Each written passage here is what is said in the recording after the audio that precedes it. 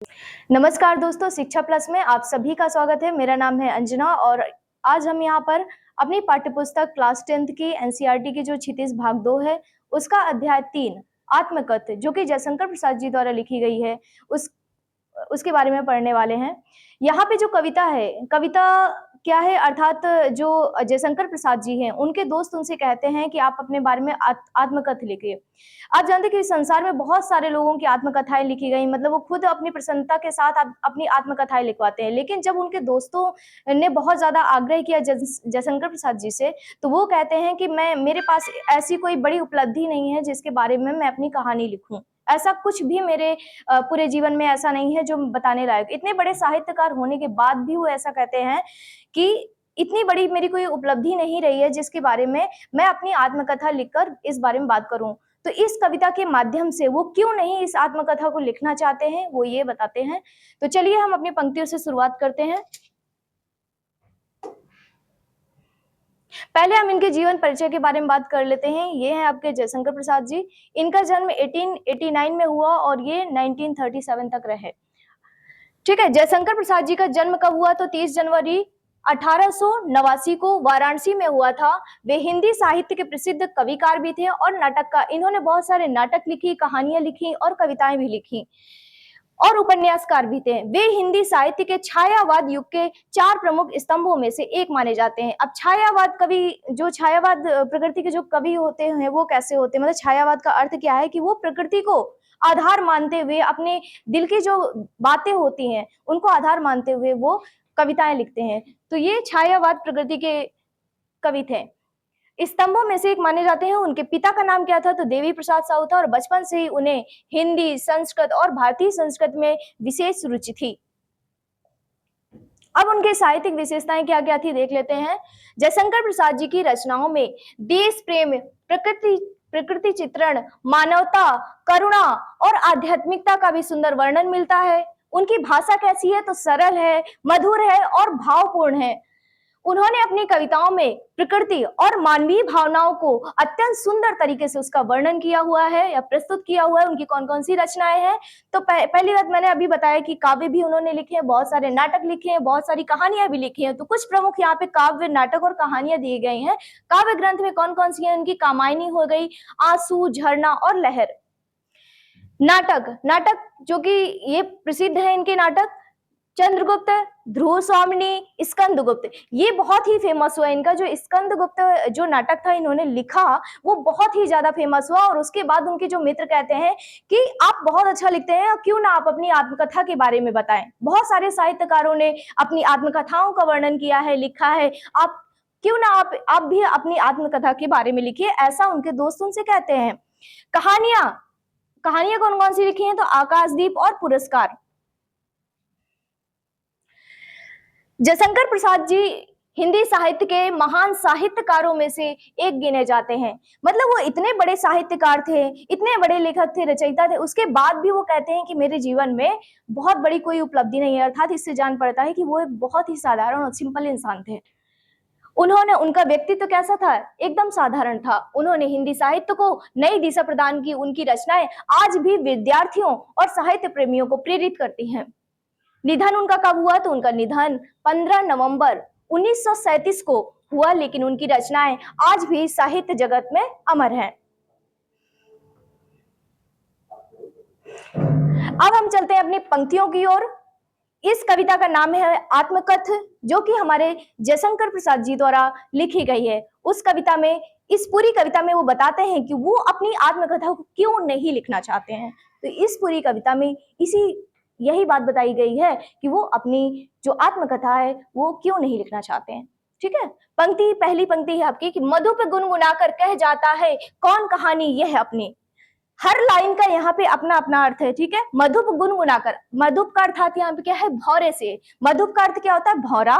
मधुप गुनगुनाकर कह जाता है कौन कहानी है अपनी, अर्थात इसमें जो मन रूपी जो भौरा है, पता नहीं कौन सी कहानी ऐसी कह जाता है। अर्थात इसमें ये कह रहे हैं, और इसमें कि मुरझाकर गिर रही पत्तियां देखो कितनी आज घनी।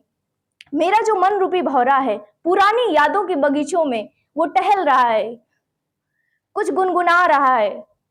और वो उनको याद नहीं करना चाहता, मतलब वो क्या है, दुख भरी कहानियां है ना उनकी, तो इसीलिए कह रहे हैं वो मुरझा। अब जैसे पेड़ होता है ना, पेड़ की जो पहले पेड़ कैसा उनका यहाँ पे जो पेड़ को बताया गया है, एक जीवन रूपी पेड़ की बात की गई है। तो पेड़ जो होता है पहले क्या होती है, उसमें बहुत सारी ब्रांचेस होती हैं, उसमें बहुत सारी हरी भरी पत्तियां होती हैं। धीरे धीरे जब पतझड़ आता है तो उसकी पत्तियां एक एक करके गिरने लगती हैं। तो यही कहते हैं कि जो जीवन है वो पहले मेरा बहुत ही खुशहाल नुमा था, कुछ पल के लिए यादें बहुत अच्छी थी, फिर धीरे धीरे एक एक करके वो जितनी भी खुशियां थी वो धीरे धीरे खत्म होती चली गई। यही करें मधुप गुनगुनाकर कह जाता है कौन कहानी है अपनी। वो जो मुरझाए हुए पत्ते जो पड़े हुए हैं वहां पे वो भौरा मंडरा मंडरा के पता नहीं कौन सी अपनी दुख भरी कहानी कहता है। ये इस लाइन में कहा गया है। घनी का मतलब क्या होता है, अधिक मात्रा में, और मुरझाकर अर्थात सूख कर। भावार्थ क्या है इसका देख लीजिए। कवि कहते हैं कि जैसे भौरा फूलों के पास गुनगुनाकर अपनी बात कह देता है, तो जिस प्रकार फूलों के पास भौरा मंडराते हुए अपनी बात कहता है, उसी प्रकार ये जो भौरा रूपी मन है उन मुरझाई हुई पत्तियों अर्थात पुरानी जो यादें हैं उनके पास जा जा करके कुछ गुनगुना रहा है, कुछ अपनी बातें कह रहा है। तो ये कह रहे हैं पेड़ों की पत्तियां चुपचाप मुरझाकर गिर जाती हैं, उसी प्रकार मनुष्य भी अपने जीवन के दुखों को खुलकर व्यक्त नहीं कर पाता। संसार में हर व्यक्ति अपने मन की अनेक पीड़ाएं और संघर्ष छिपा कर रखता है। तो देखिए जो दुख या सुख एक सिक्के के क्या है, दो पहलू हैं। अर्थात आज सुख है तो कल हो सकता है दुख भी होगा। हाँ, ये कुछ क्षणिक भी हो सकते हैं। तो इसी तरीके से यहाँ पे इन्होंने कहा है कि संसार में हर व्यक्ति अपने मन में बहुत सारी क्या है, पीड़ाएं छिपा के रखता है। और संघर्ष तो देखिए, संघर्ष से इंसान क्या है, निखर के आता है। उसी प्रकार से मेरे जीवन में भी बहुत ज्यादा ये मतलब दुख रहा है, और ऐसा कुछ भी नहीं है बताने लायक जो कि मैं अपनी आत्मकथा में लिखूं। इसलिए यहाँ पे ये सारी लाइनें कहते हैं कि मुरझाकर गिर रही पत्तियां देखो कितनी आज घनी। अब विस्तृत व्याख्या यहाँ पे एक और है कि यहाँ पे कवि अपने जीवन की नश्वरता और मनुष्य की छिपी हुई पीड़ा का वर्णन कर रहा है। जैसे पतझड़ में पत्तियां धीरे धीरे गिर जाती हैं, वैसे ही जीवन में दुख और निराशाएं आती जाती रहती हैं। तो पहले कैसा था, जैसे यहाँ पे वृक्ष का एग्जाम्पल दिया कि पहले कैसा था, वृक्ष हरा भरा था, उसमें पत्तियां कैसी थी, हरी भरी थी। धीरे धीरे करके क्या हुआ, जैसे ही दुख और निराशा हाथ लगे, धीरे धीरे धीरे धीरे करके जैसे पतझड़ में पत्तियां मुरझाकर गिर जाती हैं, उसी प्रकार मेरे भी जो सुख के पल थे वो धीरे धीरे क्या हो गए, खत्म से हो गए हैं। तो पत्तियां धीरे धीरे गिर जाती, वैसे ही जीवन में दुख और निराशाएं आती रहती हैं।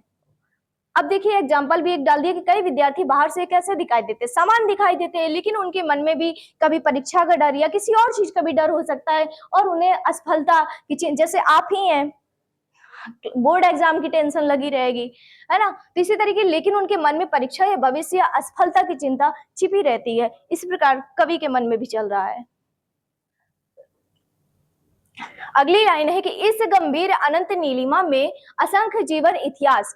ये इस गंभीर अनंत नीलिमा का अर्थ यहाँ पे क्या है, तो असीम आकाश।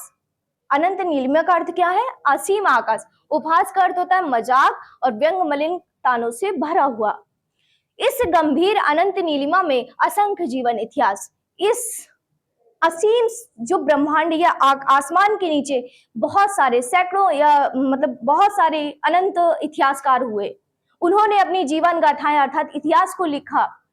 तो वही कि इस गंभीर अनंत नीलिमा में असंख्य जीवन इतिहास, बहुत सारे साहित्यकारों ने अपने इतिहास को लिखा। यह लोग करते ही रहते हैं अपना व्यंग मलिन इतिहास, लेकिन अगर वो लिख गए तो बाद में क्या हुआ, आखिरकार वो अपने बारे में जो भी बायोग्राफी लिख के गए उसके बाद लोगों ने क्या किया, उसका मजाक उड़ाया, अर्थात वो अपना ही मजाक उड़वा करके चले गए।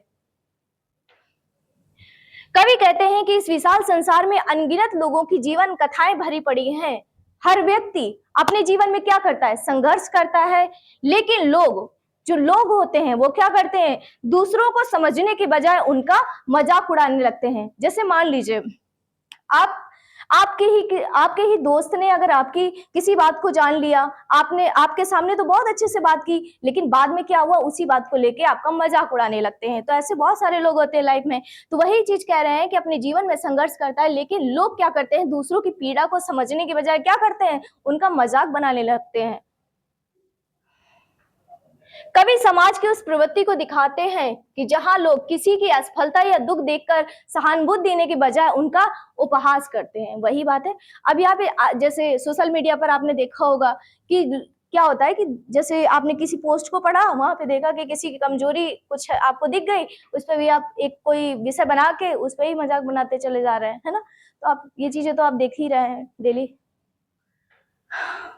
अगला है थर्ड, तब भी कहते हो कह डालूं दुर्बलता अपनी भी थी। ये सब देखने के बाद भी आप लोग कह रहे हैं कि मैं अपनी कमजोरी, मैं अपनी दुर्बलता को सबके सामने कह डालूं और अपना मजाक बनवाऊं। तुम सुनकर सुख पाओगे, देखो ये गागर रीति।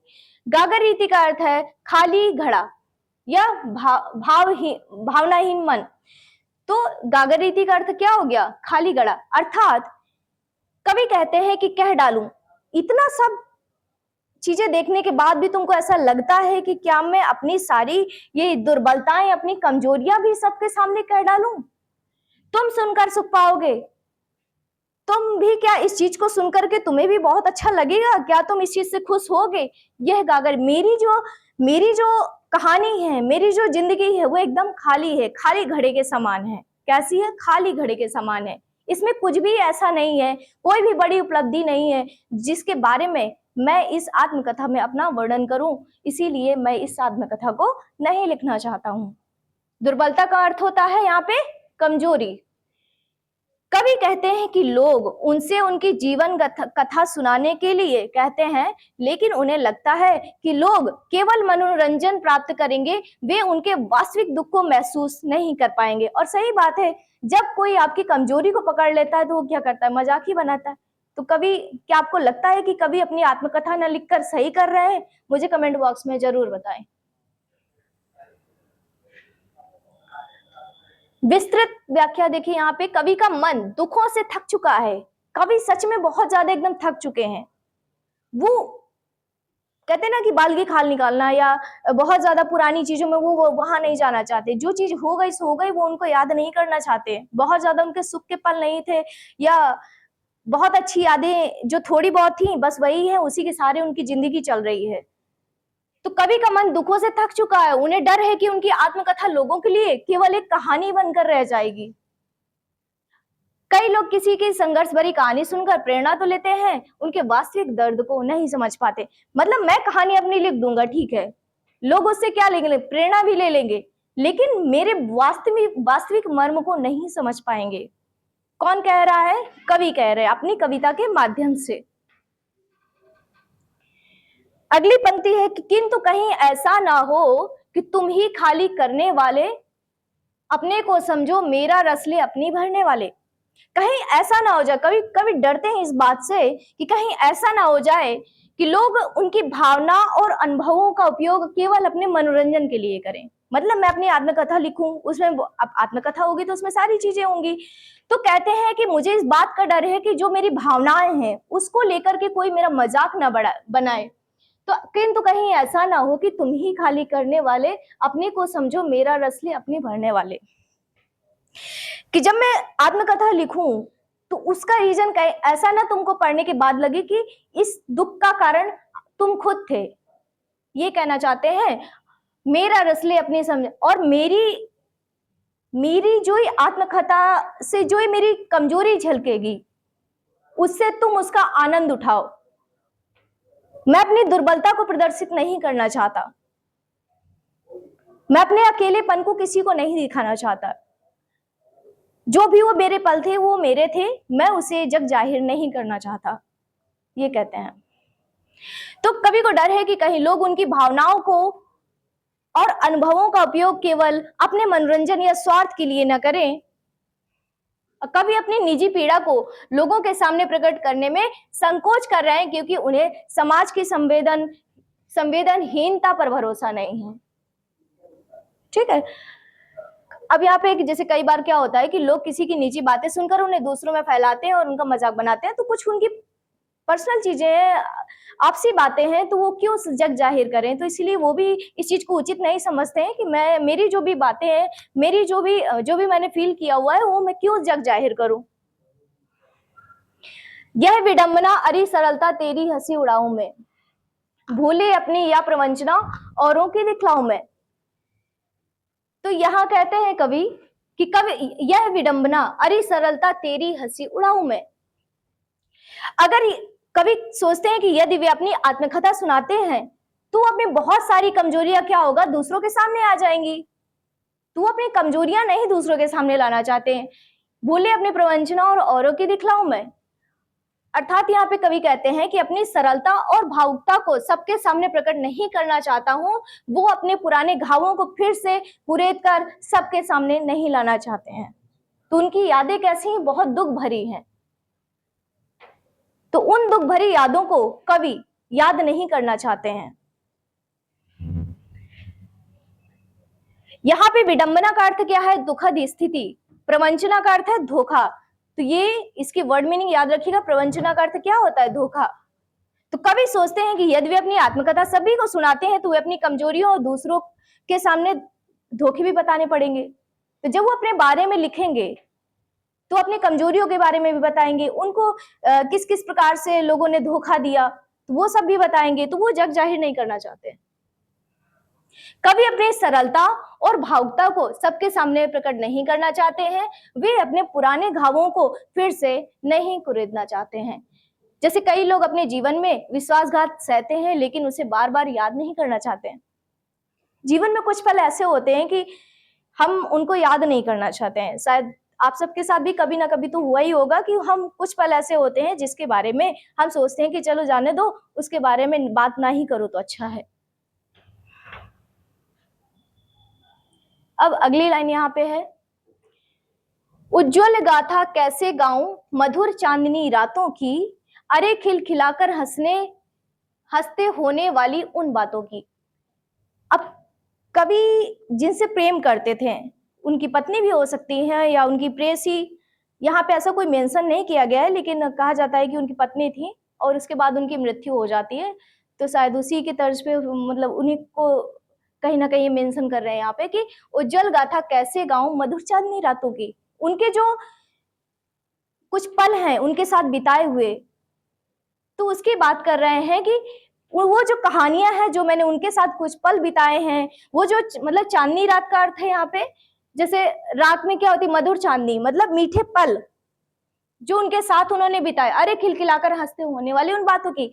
तो आपस में उनके साथ कुछ उनके मीठे पल, मीठी यादें जो भी थी, तो उन बातों को तो कभी अपने जीवन के सुंदर और सुखद क्षणों को याद करते हैं और कहते हैं कि कभी भी उनके जीवन में खुशियां थी लेकिन अब वे केवल यादें बनकर रह गई। पहले उनके जीवन में ये सारी खुशियां थी लेकिन वो कैसी थी, क्षणिक थी, कुछ पल के लिए थी।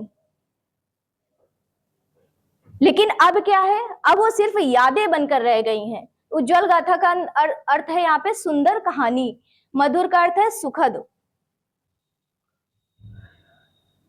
बीते हुए सुखद पल अब केवल क्या है, स्मृतियां हैं। उन्हें याद करके कवि भावुक हो जाते हैं। जब आप कभी कोई फोटो फ्रेम देखते होंगे, उसमें आपका कोई एक फैमिली मेंबर अगर नहीं है किसी कारणवश, तो आपको कैसा फील होता है, यही चीज कवि महसूस कर रहे हैं। उनको उनकी कमी खल रही है। जैसे बचपन में खुशहाल दिन बड़े होने पर केवल यादों में रह जाते। अब जैसे हम लोग छोटे रहते हैं तो हमेशा हम अपने बचपन को याद करते हैं क्योंकि उसमें क्या होती है, मीठी मीठी यादें होती हैं। वैसे कवि के जीवन में भी जब उनकी प्रेयसी थी तो उनके साथ बिताए हुए जो पल थे वो बहुत ही मधुर थे, सुंदर थे। उन पलों को वो याद करके आज भी उनके जीने का सहारा बस यही है एक तरीके से। और वो पुरानी यादों को जब याद करते हैं, जो सुखद पल है उनको याद करके वो खुश होते हैं। लेकिन जब उनको याद आता है कि वो जब से वियोग वाले जो पल हैं, तो उसको याद करके वो बहुत ही ज्यादा दुखी होते हैं। वो उन पलों को याद नहीं करना चाहते हैं। मिला कहां वह सुख जिसका मैं स्वप्न देखकर जाग गया। मिला कहां वह सुख जिसका, मतलब यहाँ पे कवि कहते हैं कि जो सुख मैं सपने में देख रहा था, कि होता ना कि जब हम किसी के साथ होते तो बहुत सारे सपने भी सजा लेते कि ऐसा ऐसा, लेकिन जब वो नहीं होता और उस सपने की तरह लगता है, तो आलिंगन में आते आते मुस्कुराकर जो भाग गया।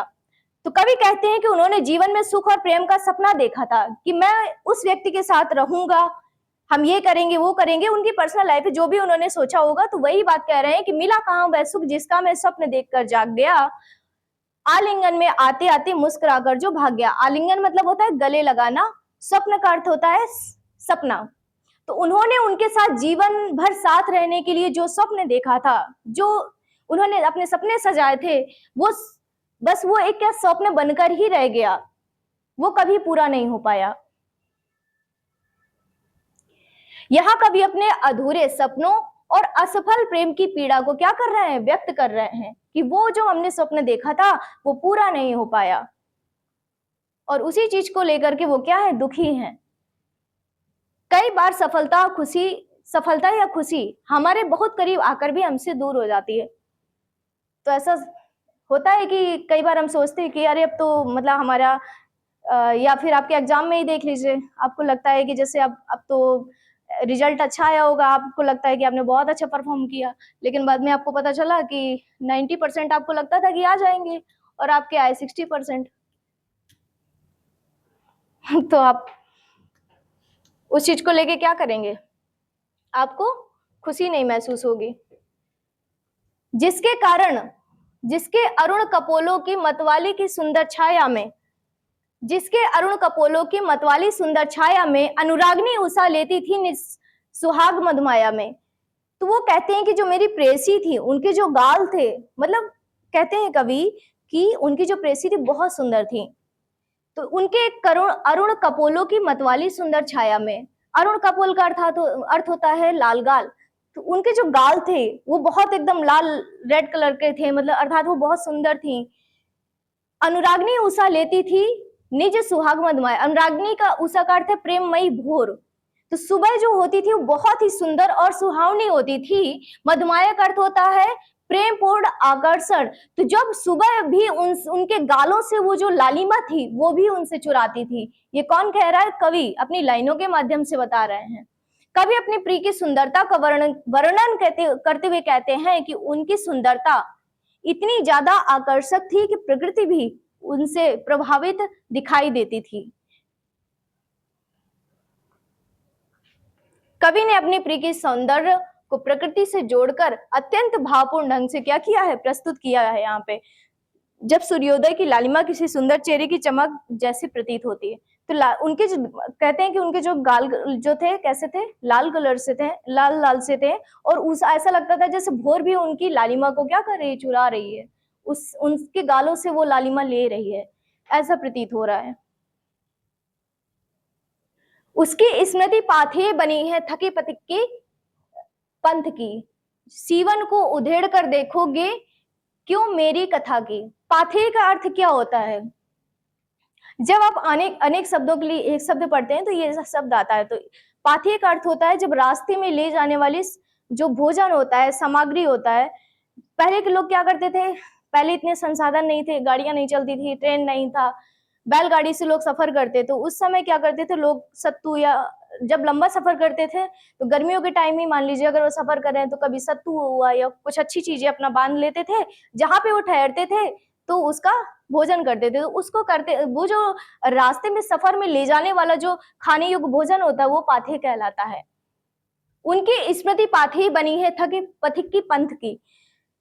अब पंथ का अर्थ क्या है यहाँ पे, रास्ता। स्मृति पाथेय अर्थात यादों का सहारा, सीवन उधेड़ना, पुराने घाव को कुरेदना। तो उनकी जो अच्छी यादें हैं वो क्या है, एक सहारा बनी है उनके पूरे जीवन के लिए, कि वो उन अच्छी यादों को याद करके वो अपनी पूरी जिंदगी उसी में काटना चाहते हैं। तो वो उसी पाथेय की तरह है उनकी वो अच्छी स्मृतियां। सीवन को उधेड़ कर देखोगे क्यों मेरी कथा की। तो क्यों उन पुराने घावों को मैं, जो मेरे मन में कहीं एक कोने में जाके दबी हुई हैं, वो पुरानी जो खट्टी यादें हैं, मैं उनको फिर से उधेड़, मतलब उनकी सिलाई को फिर से उधेड़ना नहीं चाहता, अर्थात मैं उनको फिर से वापस में वहां पे जाके उन चीजों को याद नहीं करना चाहता हूँ। कवि कहते हैं कि अब उनकी प्रिय की यादें ही उनके जीवन का क्या है, सहारा है। वे नहीं चाहते कि लोग उनके पुराने दुखों को फिर से याद दिलाएं, अर्थात कवि अपनी पुरानी यादों को याद नहीं करना चाहते हैं। पुरानी पीड़ाओं को याद करना कवि के लिए बहुत क्या है, कष्टदायक है, इसलिए वे अपनी आत्मकथा को छिपा कर रखना चाहते हैं। अगर वो ये सारी चीजें दुनिया को बताएंगे तो क्या करेंगे, लोग उनका उपहास उड़ाएंगे, मजाक बनाएंगे। कई लोग अपने पुराने दुखों को याद करके फिर से क्या हो जाते हैं, दुखी हो जाते हैं। अगला क्या है, छोटे से जीवन की कैसी बड़ी कथाएं आज कहूं, क्या यह अच्छा नहीं कि औरों की सुनता मैं मौन रहूं। कवि कहते हैं कि उनका जीवन बहुत छोटा है, साधारण है, उसमें बहुत बड़ी ऐसी कोई उपलब्धियां नहीं है मेरे जीवन में, कैसे बड़ी कथाएं आज कहूं। उनकी लंबी कहानी सुनने के लिए कह रहे हैं यहाँ पे कि ऐसा कोई विशेष अर्थ नहीं है। तो वो कहते हैं कि क्या मैं चुप रहूंगा, क्या तुमको ये देखकर भी अच्छा नहीं लगेगा कि मैं शांत हूं और मैं दूसरों की कहानियां देखूं। तो छोटे सी जीवन की कैसी बड़ी कथाएं आज कहूं। तो कवि क्या कह रहे हैं कि उनका जीवन कैसा है, छोटा है, और उनकी लंबी कहानी सुनाने का कोई विशेष अर्थ नहीं है, वे चुप रहना ही क्या समझते हैं, उचित समझते हैं। तो मौन का अर्थ यहाँ पे क्या है, चुप रहना। कवि अपनी पीड़ा को शब्दों में व्यक्त करने के बजाय अपने भीतर छिपाकर रखना चाहते हैं। कई लोग अपने दुखों को दूसरों से कहने के बजाय चुपचाप क्या करते हैं, सहन कर लेते हैं। अब यहाँ पे अगली पंक्ति क्या है, सुनकर क्या तुम भला करोगे मेरी भोली आत्मकथा, अभी समय भी नहीं थकी सोई है मेरी मौन व्यथा। तो यहाँ पे आत्मकथा का अर्थ क्या है, अपने जीवन की कहानी। तो आत्मकथा को क्या कहते हैं, अपने जीवन की कहानी। मौन व्यथा अर्थात छिपा हुआ दुख। तो मौन व्यथा का अर्थ क्या है यहाँ पे, छिपा हुआ दुख। तो सुनकर क्या तुम भला करोगे मेरी भोली आत्मकथा, मेरी आत्मकथा को सुनकर कोई विशेष लाभ नहीं होने वाला है। मेरी आत्मकथा को सुनकर कोई विशेष लाभ नहीं होने वाला, यह कौन कह रहा है, कवि कह रहे हैं। उनका दुख अभी भी उनके मन में शांत किसी कोने में पड़ा हुआ है, वो उसको फिर से याद नहीं करना चाहते हैं। तो कवि अंत में कहते हैं कि उनकी आत्मकथा सुनकर किसी को कोई बहुत ज्यादा लाभ नहीं होने वाला है, और उनका दुख अभी भी उनके मन में कैसा है, शांत है, और कैसा है, छिपा हुआ है। तो वह उसको कुरेदना नहीं चाहते हैं। कवि अपनी पीड़ा को फिर से जाहिर नहीं करना चाहते, इसीलिए वे अपनी भावनाओं को अपने मन में ही दबाकर रखना उचित समझते हैं। कई लोग अपने मन की पीड़ा दूसरों को साझा नहीं करते और चुपचाप सहन करते रहते हैं। तो बहुत सारे जीवन में ऐसे लोग होते हैं जो सोचते हैं कि किसी को बताने से अच्छा है कि हम अपने मन में ही रखें, लोग अगर देखेंगे तो क्या करेंगे, उसका उपहास उड़ाएंगे।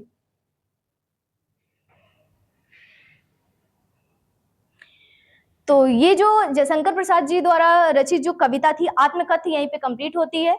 और वो अपने दोस्तों को बताते हैं कि क्यों वो अपनी आत्मकथा को क्यों नहीं लिखना चाहते हैं, वो अपनी कमजोरियों को जग में जाहिर नहीं करना चाहते हैं। अगर लोग मेरी आत्मकथा पढ़ेंगे तो क्या करेंगे, मेरा उपहास ही उड़ाएंगे, वो मेरी भावनाओं को नहीं समझेंगे। बहुत सारे इस दुनिया में साहित्यकार हुए, लेकिन बाद में क्या हुआ, लोगों ने वो खुद ही अपना मजाक उड़ा करके चले गए। इसलिए मैं अपनी जो मेरे जो दुख के पल हैं, मैं उनको जग जाहिर नहीं करना चाहता हूं। तो ये पूरी थी आत्मकथा आप लोगों के सामने। आप इसका रिवीजन कर लीजिएगा। शिक्षा प्लस का जो प्ले स्टोर से आप जाके इसका ऐप डाउनलोड करने के बाद आपको ये पीडीएफ जो है वहीं मिल जाएगी, टेस्ट वगैरह वहीं मिलेंगे आपको। इसका आप रिवीजन कर लीजिएगा। मिलते हैं अगली वीडियो में अगले टॉपिक के साथ। Thank you.